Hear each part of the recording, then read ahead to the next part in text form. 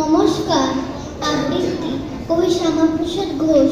স্টেজেখানে দাঁড়িয়ে থেকে যেই না নামে বিষে কান ধরে তার আনলো টেনে ন পিসিয়ার পিসে বলল, আরে ছি ছি ছি, ডোবালে তুই নাম। মিছে মিছে দাঁড়িয়ে থেকে ঝরিয়ে দিই ঘাম। আবৃত্তিটা শিখিয়ে দিলাম অনেক বসে মেজে, নেই যদি তোর মুরুদ, তবে উঠলি কেন স্টেজে? বলতে গিয়ে ভুলেই গেলি এতই যদি ভয়, আর শুনলি উঠিস না তুই, এ জায়গা তোর নয়।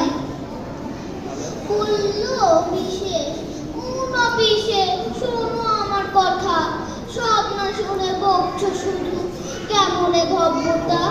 বলেছি সব, চাইনি কানে, তোমরা ছিলে দূরে, ফুকলা আমার দাঁতের ফাঁকে।